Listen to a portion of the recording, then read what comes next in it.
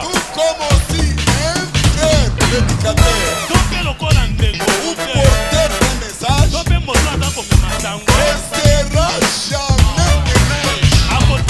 ménage. Il sera comme mais pas l'ange. Comme c'est dit, la mission de l'homme.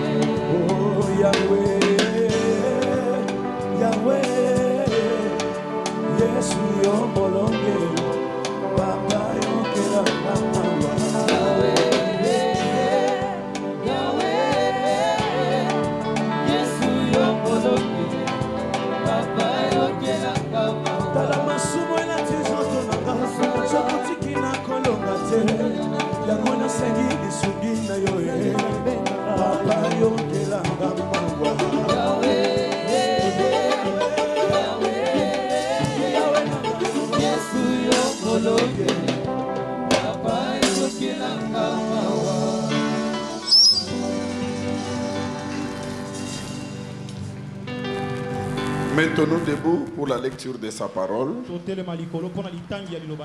Nous avons commencé depuis le mardi. Nous allons, par la grâce de Dieu, terminer aujourd'hui. Nous n'avons pas le temps de reprendre pour les frères et les sœurs de dimanche. Alors nous allons reprendre notre passage. Nous nous sommes arrêtés sur la personne qui a été jetée dans l'eau.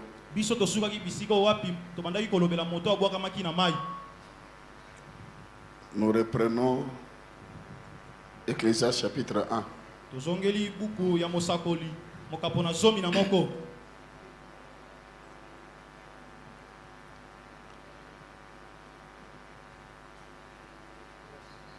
Ecclésiaste chapitre 1, et plutôt chapitre 11. Verset 1er jusqu'au verset 3. Nous lisons au nom du Seigneur Jésus-Christ. Jette ton pain sur la face des eaux, car avec le temps tu le retrouveras. Donne-en une part à 7 et même à 8, car tu ne sais pas quel malheur peut arriver sur la terre. Quand les nuages sont pleins de pluie, il la répand sur la terre. Et si un arbre tombe au midi ou au nord, il reste à la place où il est tombé. Amen. Nous pouvons nous asseoir. Je vous salue tous au nom de notre Seigneur Jésus-Christ. Et que la paix et la grâce du Seigneur reposent sur tout un chacun de nous. Nous allons faire ces petits exercices dans quelques minutes. Si Dieu nous fait grâce, Prochainement, nous pouvons continuer. Mais pour le moment, je profite pour présenter ma petite repentance auprès de Dr Papi. Je croyais que j'allais tout dire, tout ce que j'avais à dire. Il m'a dit, tu n'as pas beaucoup de temps. J'avais dit, je vais tout dire. Comme je réalise que je ne saurais pas tout dire, avant qu'il vienne me suivre pour dire qu'est-ce que je t'avais dit, je le dépouille d'abord de toutes ces pierres. Mais Dieu nous fera grâce de comprendre les choses que nous allons parler aujourd'hui. Nous avons commencé notre enseignement sur ces passages ici. Ces passages dit que jette ton pain sur la surface des eaux, sur la face des eaux. Jette ton pain sur la face des eaux. Avec le temps, tu les retrouveras. Comme tu n'as pas l'habitude d'être parmi nous les dimanches, plutôt le jour de la semaine, on te voit ici que le dimanche. Dimanche, tu fais un effort pour ne pas rater. Mais les jours de la semaine, tu es comme tous les catholiques qui ne trouvent pas que Dieu parle les jours de la semaine. Alors tu peux profiter avec ces petits morceaux et Dieu pourra t'édifier avec ça. Au courant de la semaine, nous avons épinglé un élément très important. Et ça a été pour nous un constat. Un constat qui était vraiment qui est pour nous trop amer. Trop amer. C'est un diagnostic. Qui sommes-nous? Peut-être c'est pour la toute première fois que tu es parmi nous. Nous sommes les frères de Paul, les frères de Pierre, les frères de Jacques, les frères de tous les apôtres qui ont été avec Jésus.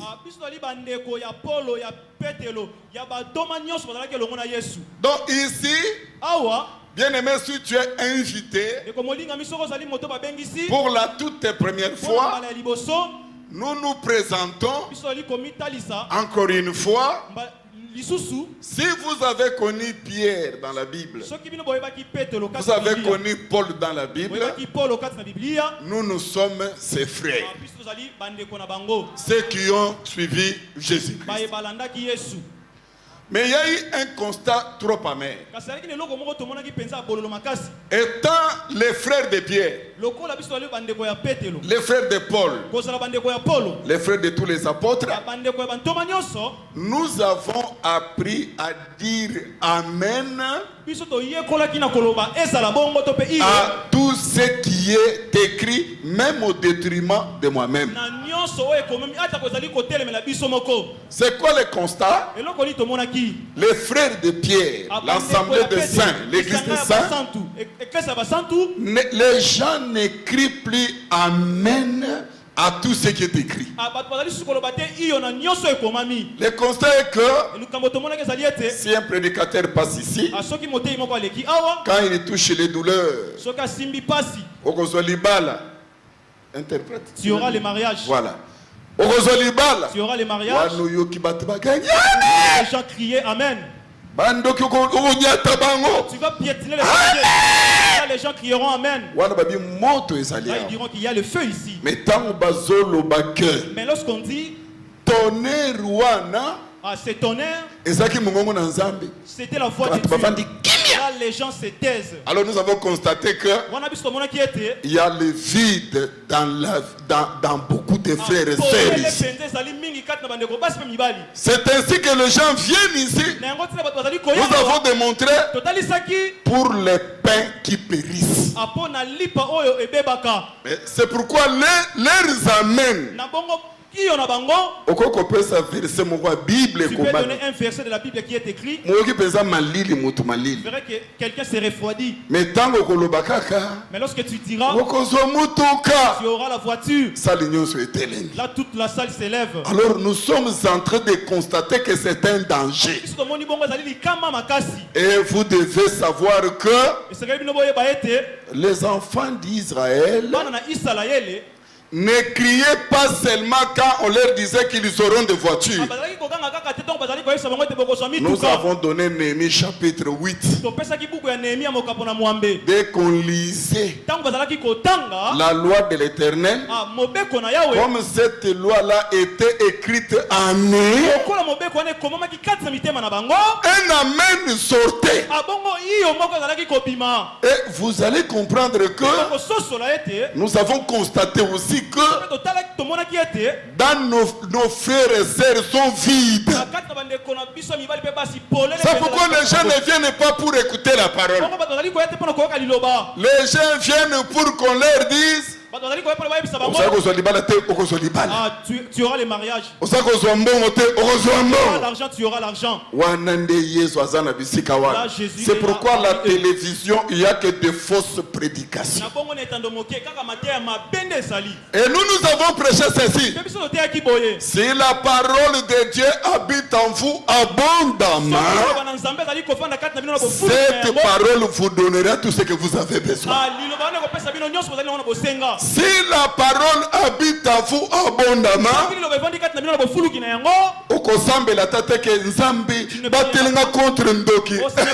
contre les sorciers. La parole qui est en toi, c'est la sécurité. Parce que la parole est là. Si un sorcier s'approche, il ne fuira pas parce que tu as dit que Seigneur Batelangaï. Il fuira parce que la parole est en toi.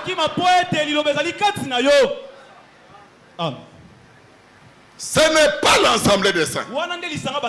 C'est un comportement tout autre. Alors nous avons compris, nous devons donner maintenant la formation, frère, pour que Jésus-Christ soit formé dans ton cœur. Chaque écriture de la Bible, si elle est écrite en toi, et tu crieras Amen.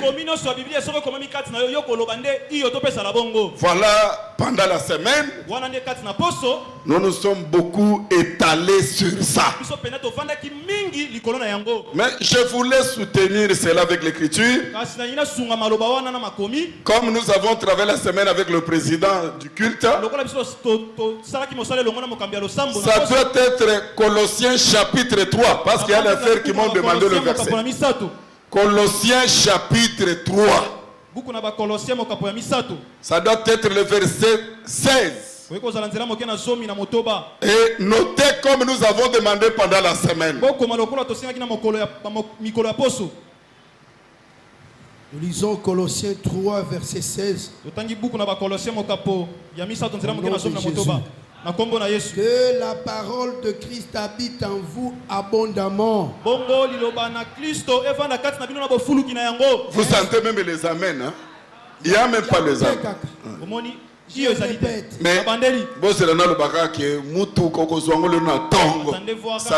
tu auras la voiture demain matin. Là, les gens diront Amen. Je répète. Que la parole de Christ habite en vous abondamment. C'est ça notre coutume. Instruisez-vous et exhortez-vous les uns les autres en toute sagesse,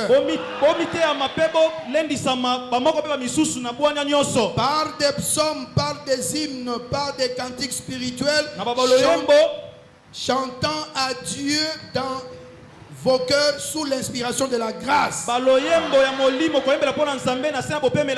Merci. C'est pas moi qui ai dit. La Bible dit que la parole de Dieu habite en vous abondamment. La différence qui existe entre nous et les systèmes appelés les systèmes des hommes, groupe de prière, les dénominations, ces gens-là viennent pour danser, viennent pour chanter, viennent pour qu'on les bénisse. Ils ne sont pas intéressés à la parole. Oh, celui qui vient dans une église doit venir pour écouter. C'est ainsi que vous allez constater, quand on dansait, tout le monde dansait. Quand on chantait, les gens dansaient. Prier, tout le monde prie. Quand on commence à écouter la parole, vous verrez d'abord parmi les chantres, les chantres ont déjà chanté. Maintenant il sort pendant qu'on prêche. Vous allez voir parmi les frères et les sœurs commencent à dormir. Et il y a ceux qui dorment. Il y a même des sœurs qui causent avec d'autres sœurs. Parce que Satan sait que la parole de Dieu c'est le moment le plus important. La Bible dit dans leur détresse, Dieu leur envoya sa parole, et c'est cette parole qui apportait la guérison. Mais quand la parole commence à venir, pendant ce temps-là, tu causes, tu dors, tu marches. Sache que Satan t'en veut. Ne veut pas que quelque chose se passe en toi. Ce matin, je veux qu'en sortant de ce lieu, que tu dises, je suis habitué à dormir, à être distraite quand on prêche. Mais aujourd'hui, je sors avec quelque chose. J'ai empêché le diable de m'éviter de recevoir quelque chose. Parce que Dieu sera au rendez-vous.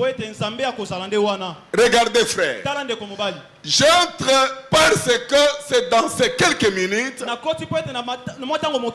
que nous allons clôturer ce qu'on avait débuté depuis le lundi, le mardi.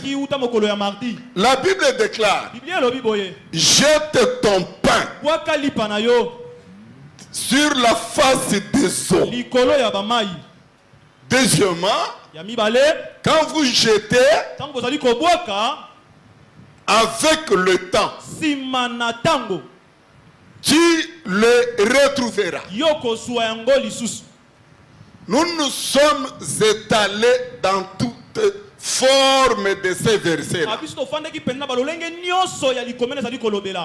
Seulement, nous avons démontré, quand on vous demande de jeter le pain dans l'eau, le pain est composé de farine. Quand vous la mettez dans l'eau, nous avons démontré que le pain se décompose. Comment on peut demander à quelqu'un, jette ton pain dans l'eau,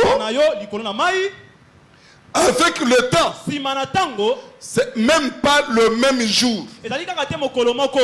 Je pouvais comprendre, je prends mon pain, je le jette dans l'eau, juste quelques secondes on me dit récupère. Là je crois que j'aurai le pain que j'avais jeté. Mais ici on dit, quand tu jettes le pain dans l'eau,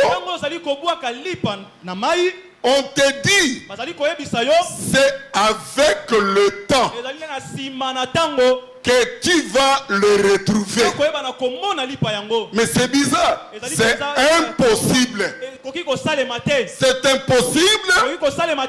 Humainement parlant, vous jetez un peu dans l'eau. Oh, vous attendez d'aller retrouver le même pain là. C'est impossible.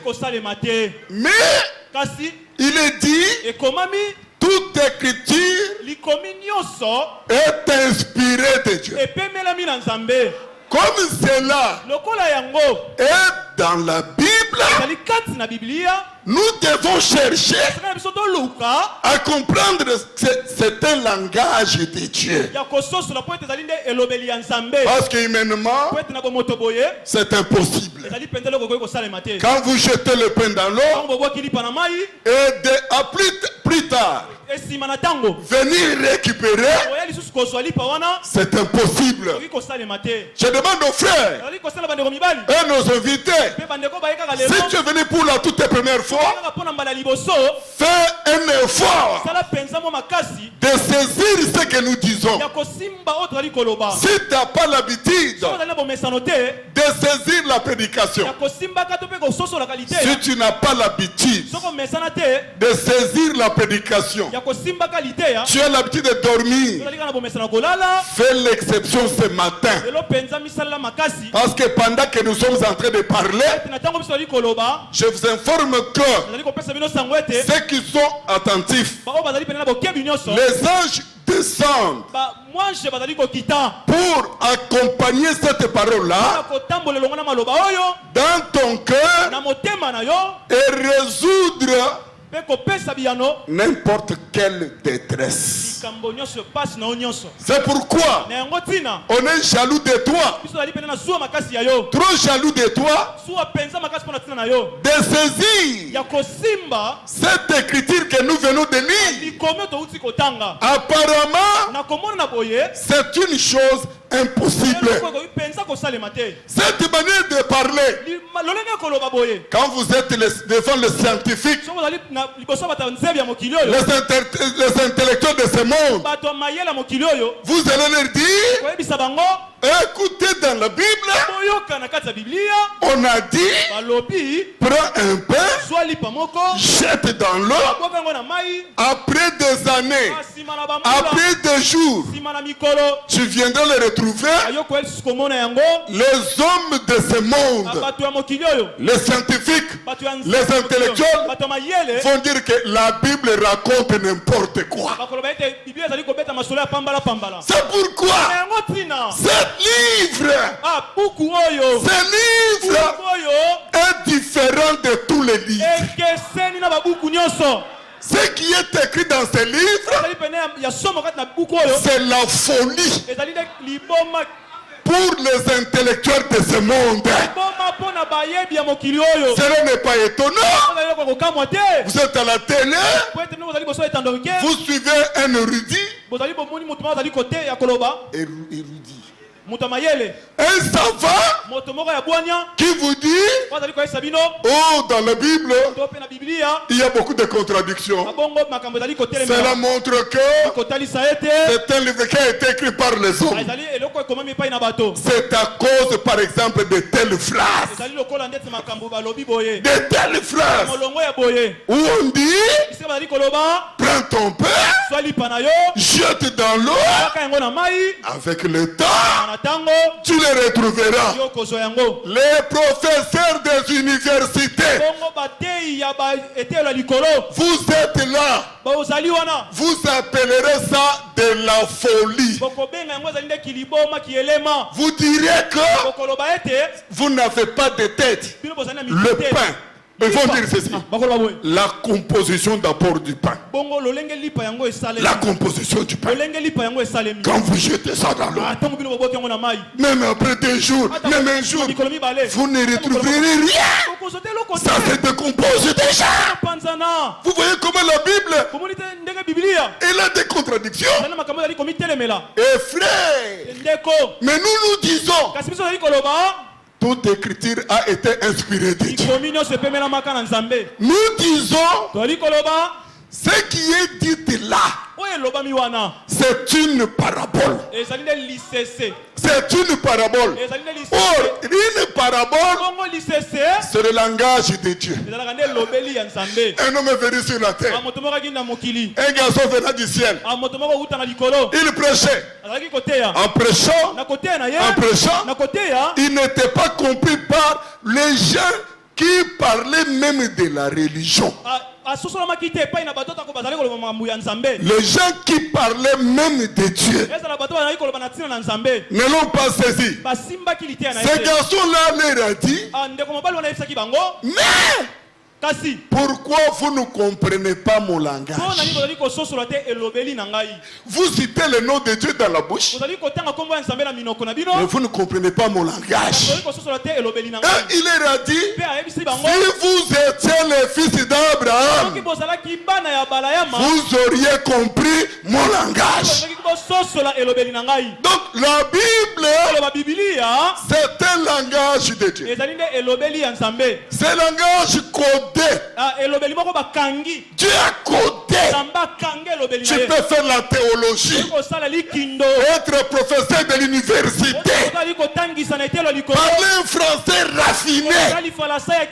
Quand tu viens devant la Bible, il faut rencontrer les gens que Dieu a mandatés pour avoir l'explication. Amen. Je voulais vous dire un truc, mais je continue. Ce matin, toutes les personnes qui croiraient que la Bible est écrite de Dieu, et celui qui va accepter ça de cette manière-là, en sortant ici, tout ce que tu vas accepter, que c'est écrit, et tu confesses ça ce matin, tu verras que la Bible n'a jamais menti. C'est un livre qui est différent de tous les livres. Regardez, frère, c'est pourquoi j'insiste que rien ne t'échappe. Il ne faut pas nous t'habituer avec nous. Habitue-toi avec la parole. Habitue-toi avec la parole.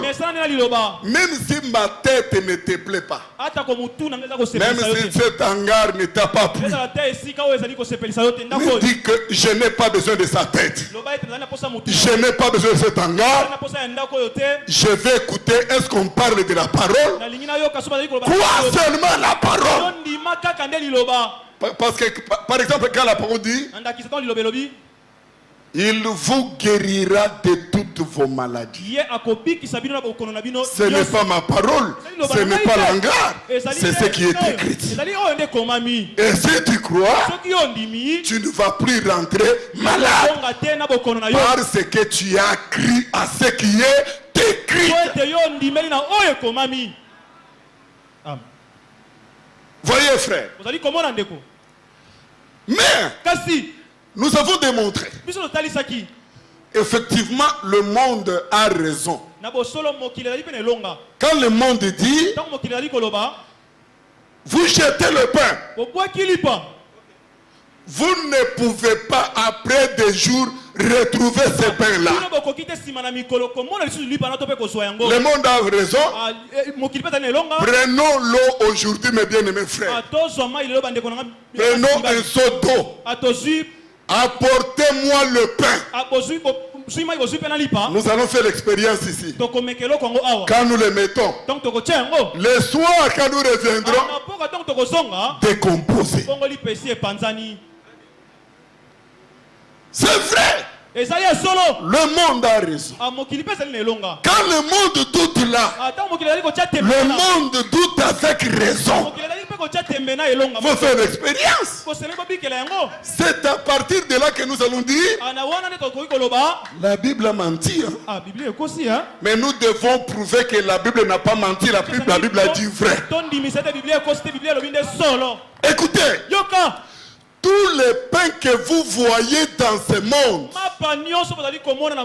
tous les pains dans les boulangeries, tous les pains vendus ici, prends ces pains-là, va faire cette expérience, tu donneras raison au monde. Pourquoi? Parce que tous ces pains fabriqués n'est pas accompagné par une parole. Qu'est-ce qui fait que le pain là qui entre là, dans l'eau là, ce pain là reviendra. Parce que ce pain là est accompagné d'une parole qui dit que comme tu pars, tu vas revenir. Ce qui rend ce pain-là vivant, c'est cette parole, que pas n'importe quelle parole, la parole de promesse. Mais le reste des pains, quand on le fait, vous mettez dans l'eau, comme derrière ces pains-là, il n'y a pas une parole de promesse. Quand ça part, ça se décompose. La force de la parole de promesse. Est-ce que je me fais comprendre? Le pain, quand vous le jetez, autre chose. Quand vous jetez le pain sur la face des eaux, ne regardez pas le pain sur la face des eaux. Si tu restes regarder, tu verras comment le pain est en train de se décomposer. Parce que tu as douté à la parole des promesses. Vous voyez? Là où Jésus avait ramassé cette écriture-là. Oh, Jésus a dit dans Marc, Jésus a dit non, le problème de savoir le pourquoi de cette écriture-là. Quelle écriture? Je reprends. Parce que ce matin, nous risquons d'expérimenter la même chose. Quand on dit jette le pain, quand vous jetez le pain, avec le temps. C'est pourquoi nous avons dit le dimanche, et plutôt au courant de la semaine, quand on dit le temps, on introduit maintenant la création. Avec le temps. C'est-à-dire, or, quand on parle du temps, là, on ne peut pas parler du temps s'il n'y a pas le soleil, la lune, et les étoiles. Le soleil, la lune, les étoiles nous donnent les jours, nous donnent les années et nous donnent les époques. C'est ce qu'on a vu ensemble. Ce qui veut dire, quand vous jetez, quand celui qui jette le pain doit maintenant chercher où se trouve le soleil, la lune et les étoiles. Oh, le soleil, la lune et les étoiles n'ont pas été posés sur la terre. Le soleil, la lune et les étoiles sont posés au ciel. Ce qui veut dire, vous jetez, ne regardez pas là-bas. Est-ce qu'il y a le soleil? Les yeux tournent maintenant vers le ciel. Si vous voyez le soleil, dis-toi que le pain reviendra. Est-ce que je me fais comprendre? Il y a des frères qui se posent des questions. On veut dire quoi?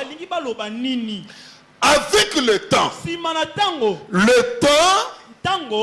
parle ceci. Dans le livre de Genèse, la Bible dit Dieu trouva bon qu'il y ait les jours, les années et aussi les époques. Mais pour avoir les jours, lundi, mardi, mercredi, jeudi, pour avoir 2000, 2001, 2003, pour avoir des générations, c'est conditionné par le grand luminaire et le petit luminaire. Dieu créa premièrement le luminaire pour que le luminaire, le soleil, la lune et les étoiles nous aident à compter les jours, à compter les années. C'est lui qui jette le pain sur la face des eaux. J'aimerais vous dire, la personne qui jette, apparemment, humainement, il sait que c'est un pain qui ne reviendra plus. C'est un pain. On te dit prends ton pain. Jette ça. Non. Prends ton pain. Jette dans l'eau. C'est pour dire que tu n'en auras plus. Humainement, c'est impossible.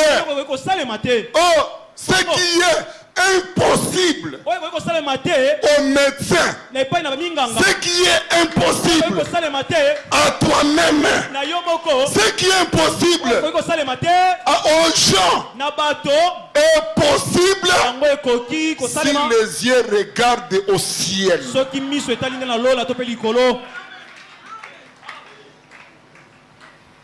Vous voyez le verset?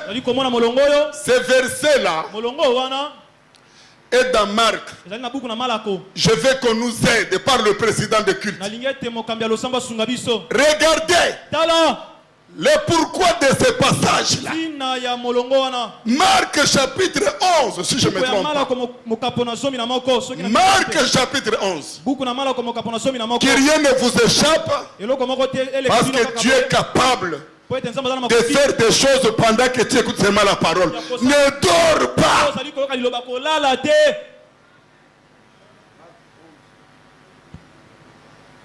Marc chapitre 11. Marc 11. Notez. Commence par quel verset? 25. Si je ne me trompe pas. 4. 24, 25. Oui. C'est pourquoi je vous dis. C'est pourquoi je vous dis. Tout ce que vous demanderez en priant, croyez que vous l'avez reçu et vous le verrez s'accomplir. 25 dit. Et lorsque vous êtes debout faisant votre prière, si vous avez quelque chose contre quelqu'un, pardonnez afin que votre Père qui est dans les cieux... Non, ce n'est pas le passage. Okay. Reprends pour nous 23 dit quoi?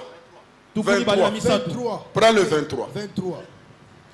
Je vous le dis en vérité. Si quelqu'un dit à cette montagne, si quelqu'un dit à cette montagne, ôte-toi de là et jette-toi dans la mer, chose impossible. Et s'il ne doute point en son cœur, mais croit que ce qu'il dit arrive, il le verra s'accomplir. Si quelqu'un, on n'a pas dit si tu fais inviter docteur Konde, quelqu'un là c'est toi, c'est moi. Quelqu'un là c'est Likunda. Quelqu'un là c'est le frère Pierre là.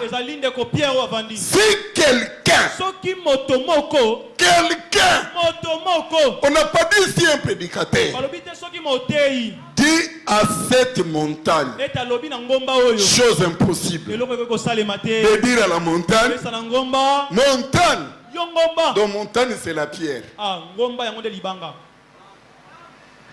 Si quelqu'un prend la montagne, il dit, toi montagne, quitte là, je te jette sur la terre. Regardez frère, c'est une chose impossible apparemment. C'est comme ce matin, tu as devant toi, dans ta vie, dans ta maison, les choses impossibles. C'est une montagne. Mais écoutez bien frère, la Bible dit, si aujourd'hui, la manière que moi j'ai toujours interprété ça, regardez, tu viens, montagne, ôte-toi de là, oh là là, jette-toi dans la mer. Regardez frère, et puis tu restes là en train de regarder, voir comment la montagne va quitter. La montagne ne quittera pas. Montagne, ôte-toi de là, jette-toi dans la mer. Toi tourne les yeux dans la mer, tu verras la montagne. Donc, les yeux doivent regarder, non pas là où la chose a été ordonnée, mais les yeux doivent regarder là où la chose est partie. Or là où la chose est partie, c'est le ciel.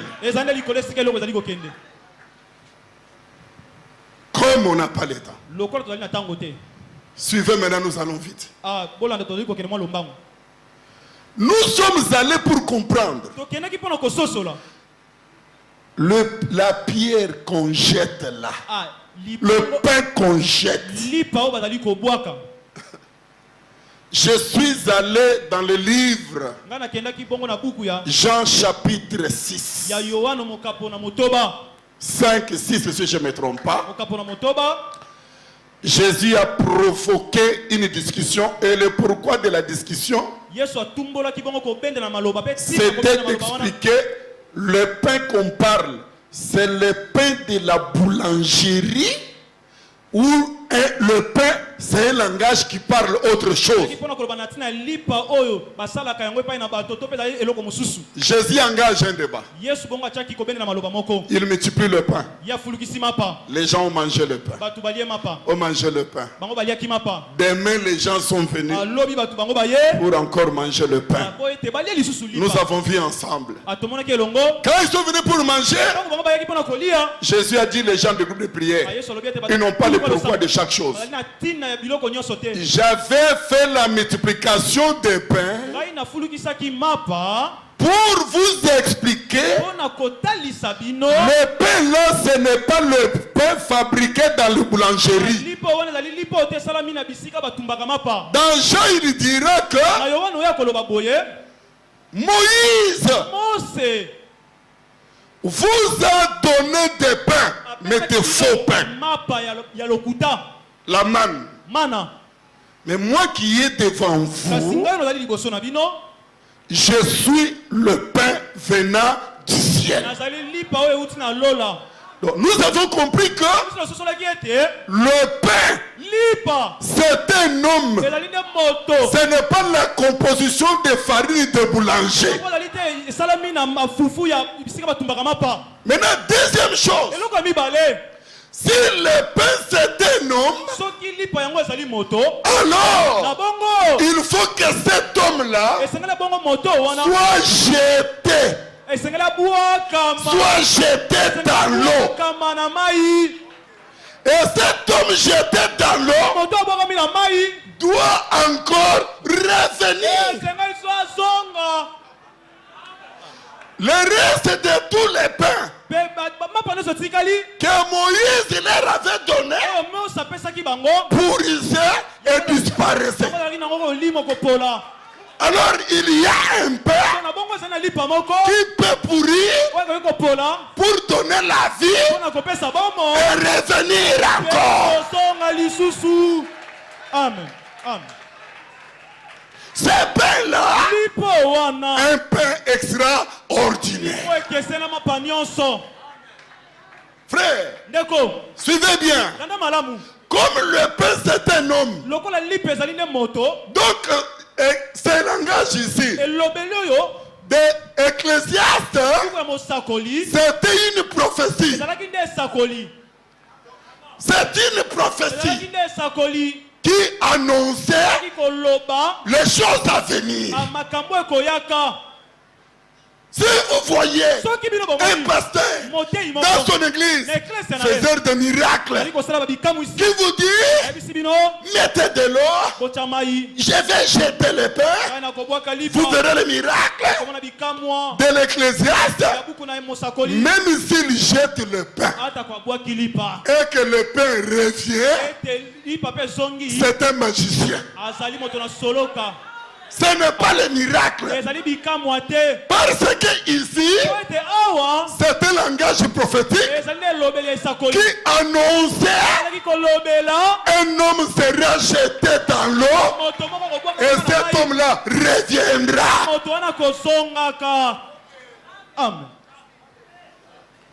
Est-ce que vous comprenez ça?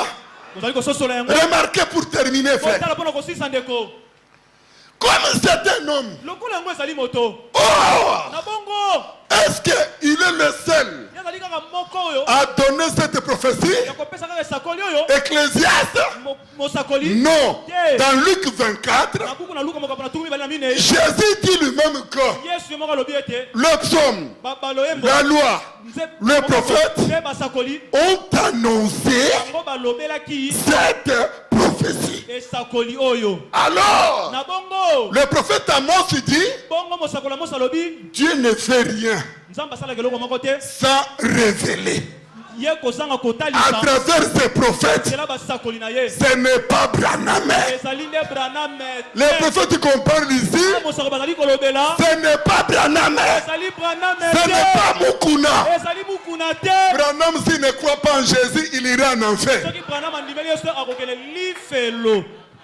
Amen. Les Branhamistes se disent, vous voyez, ils sont en train de me lapider maintenant. Lapider comme vous voulez. Mais les prophètes ici, nous voulons les voir. Oh bien-aimé, sachez que Jonas était un prophète. Est-ce que vous le savez? Jonas est un prophète. Sachez que Joseph était un prophète. Tout ce qui s'est passé avec Jonas, avec Joseph, pour prendre que le dé là, cela annonçait les choses qui devraient venir en Christ. Regardez frère, c'est pourquoi Jonas, ce jour-là, dans le bateau, le bateau troublé, les gens voyaient la mort. Pendant que les gens voyaient la mort, Jonas leur a dit, vous ne savez pas. Vous ne savez pas. Ecclésiaste avait dit, jetez le pain. Non, reprenez, jetez. Est-ce que Jésus est ici? On leur a dit, vous, pourquoi vous avez des soucis? Vous souffrez? Il y a un problème. Jetez le pain. Et ils ont compris. Ils ont compris. Comme les intellectuels. Ils ont pris le pain, le bagage. Ils ont jeté. Ils ont jeté. Ils ont jeté. Rien. Ceux qui jetaient là, le bagage qu'ils jetaient pourrissait. Abraham est parti. Moïse est parti. Mahomet est parti. Branham est parti. Amen. Amen. Évangile. Tous ceux qui sont venus avant moi vont se décomposer. David, oh moi, selon le cœur de Dieu, on le le jette. Il est parti. Il est parti. Frère, bon geste. Alors frère, vous voyez ça? Ils étaient là dans les bateaux. Toi aujourd'hui frère, tu dois retenir ça. Mais l'homme qui avait la révélation, lui-même Jonas, il dit non, ce n'est plus le pain que vous voyez, le pain est devenu un homme. Et cet homme-là, c'est moi Jonas. Jette-moi. Jette-moi. Frère, quand nous serons dans le trouble, quand nous serons devant des situations difficiles, comme ce matin, celui qui croira verra la main de l'Éternel. La main de Dieu. Écoutez frère, Jonas, il dit, alors nous comprenons que Jonas, c'était un pain. Le vrai pain qui apporte la solution. Oh mais retenez, là où Jésus avait ramassé, Jean chapitre 17. C'est ici que nous clôturons. Parce qu'on aura fait autre chose. Là où Jésus avait ramassé Jean chapitre 17. Vous lisez Jean 17. Mais le pourquoi de Jean 17? Sinon, vous êtes que des perroquets. L'évangile éternel, c'est le pourquoi, le comment et la provenance de chaque chose. Est-ce que vous ne trouvez pas que la parole est circulante, n'est-ce pas? Qui a besoin d'aller pécher maintenant? Quand vous êtes autour de l'évangile éternel, tu n'as même pas besoin de rentrer dans le bar. Mais les autres disent, il se réjouit. Tu es appelé de Dieu. Pour terminer, voyez frère, regardez ici. Jonas est jeté. On le jette. Dieu donne l'ordre à un poisson.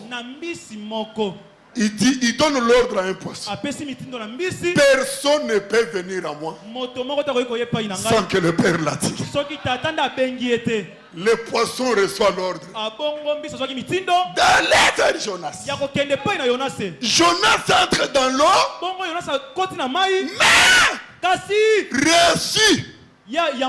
reçu par le poisson. Et Jonas, dans le poisson, dans l'eau, vivant et parler. Tandis que les gens qui étaient dans le bateau, il est mort. Or, lui dans les poissons, il fait la prière, vivant dans le poisson, dans l'eau. Pendant que les gens voyaient que Jésus est mort, le frère Pierre, qui lui n'était pas mort, il était en train de prêcher là-bas. Mais les gens disent dehors. C'est pourquoi frère, la mort c'est pas un mystère. La mort c'est pas un mystère. Les gens racontent n'importe quoi. Bon geste, que Dieu te bénisse. Écoutez bien, la mort c'est pas un mystère. Si la mort est un mystère, alors la mort de tous ces gens là allait être un mystère. Mais ce qui est mystère, c'est aller et être vivant et sortir encore. C'est ce qu'on appelle la résurrection. Et la puissance de la résurrection, c'est quoi? C'est la parole de la promesse. Quand Jésus partait, Dieu lui avait dit, de la même manière que tu es parti, tu ne connaîtras jamais la mort. La mort n'aura pas la force sur toi. Il est parti, un peu qui était dans le monde, et il est sorti. Cette promesse, quand on dit la puissance, c'est la puissance. La puissance de Dieu, c'est la parole de la promesse.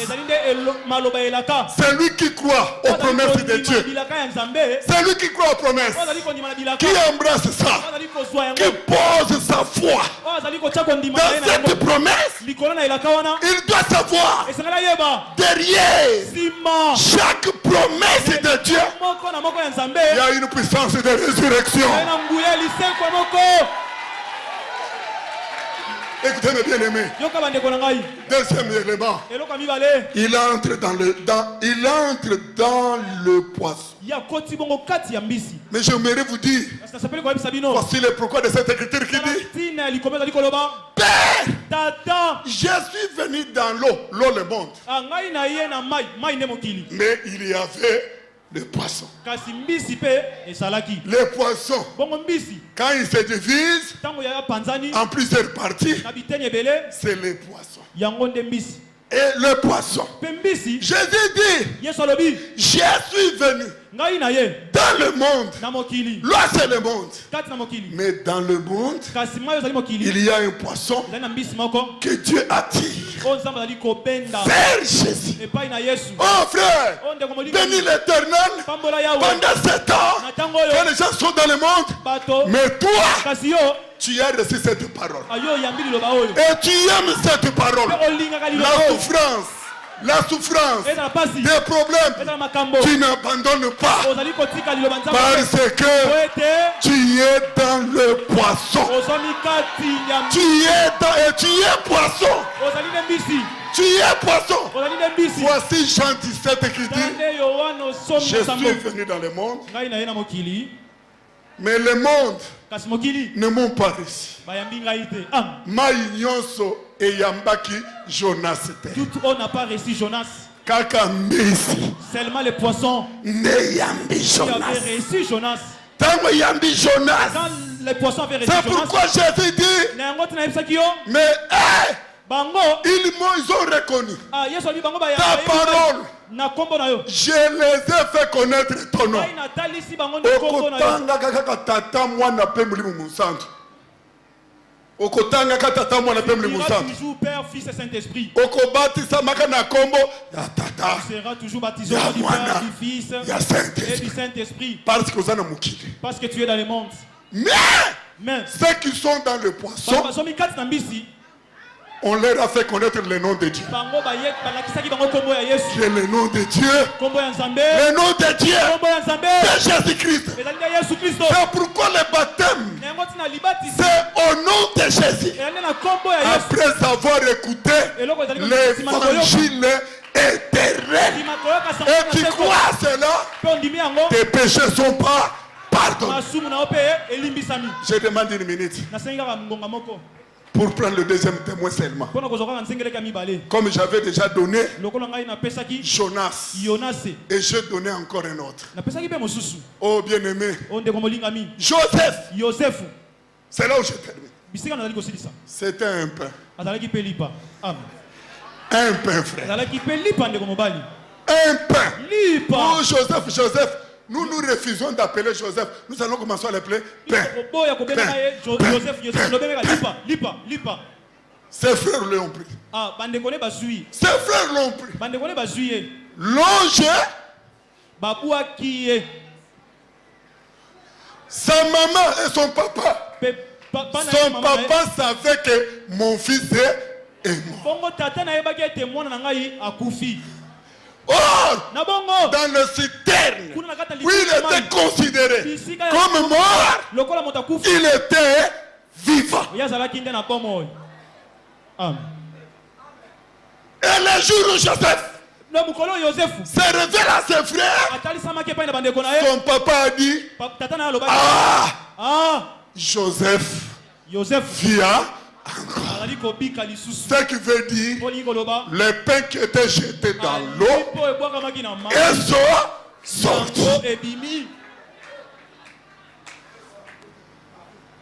La puissance de résurrection, si vous croyez ce matin, parce qu'on n'a pas le temps de marcher sur Joseph, en prison, sur Joseph, le père des pharaons.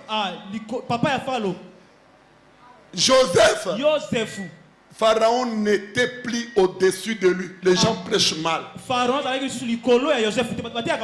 Non seulement il était gouverneur, et il était devenu le père. Tataya Pharaon. C'est le verset de la Bible. Si vous refusez, vous irez tout droit, lentement, sûrement, dans l'enfer. Mais j'aimerais vous dire pour terminer, ce matin, tout celui qui croit, comme docteur, comme on priait ici, allez dormir. J'aimerais vous dire ceci. Quand on a dit le pain, les gens pensaient que le pain, c'est pour manger dans la bouche. Jésus explique le pain. Dans Jean chapitre 6, il donne l'explication. Il dit, celui qui ne mange pas ma chair, qui ne boit pas mon sang, ces gens qui étaient dans le bateau de Jonas, et c'est dit, manger mâchoire comme ça. Ils oubliaient que la mâchoire était déjà devenue une puissance qui a éliminé le Philistin. Dieu n'était plus dans ça.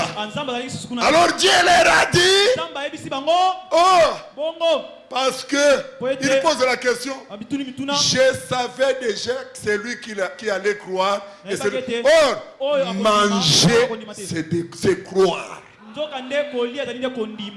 Manger, c'est croire. Et c'est pourquoi Jésus disait dans sa prédication, est-ce que tu crois? Si tu crois, cela te soit fait selon ta foi. La foi, c'est quoi? Manger en disant en mangeant, la faim part. Je serai en bonne vie. Manger alors c'est croire.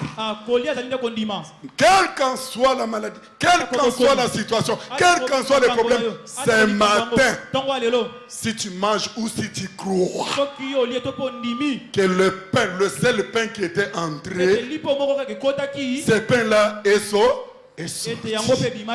Comme c'est sorti, moi aussi, je peux partir et revenir. Ça veut dire ceci. Ton cas là, il y a une parole de la promesse qui accompagne ton cas. Crois à la promesse qui accompagne à ton cas. Tu verras ta situation rentrer telle que ça était. Ton corps avait un souci, ton corps sera guéri. Parce que celui qui parle, il doit revenir. Fermons nos yeux. Disons à Dieu, je vais être comme Paul. Je vais être comme Anne. Je vais être comme Pierre. Ce matin, je veux que ceux-là qui ont accepté ça avec les mains là, ta maladie là, où tu dépenses beaucoup d'argent, le moment où il amène de l'argent chez les collèges, on t'avait dit d'aller à l'hôpital, amène ça. Je t'informe que donnant ta vie à Jésus, tu reviendras comme si ça était à l'époque du général Naman. Son corps est sorti sain comme un bébé. Alors dis à Dieu ceci, dis à Dieu, je vais crois. Je crois. Toutes les promesses de la Bible. Et ce matin, quand on va citer seulement une promesse, je dis Amen et je vais voir cela s'accomplir.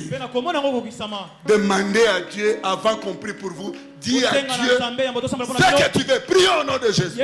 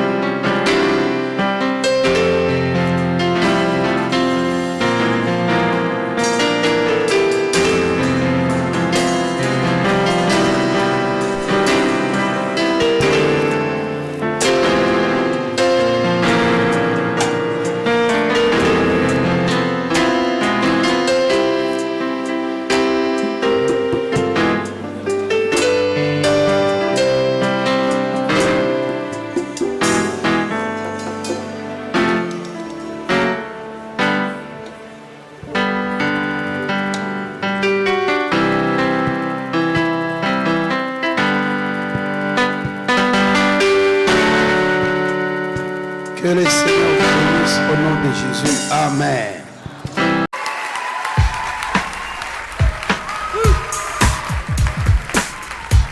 Et je continue pour dire, tout comme aussi un frère prédicateur ou porteur d'un message ne sera jamais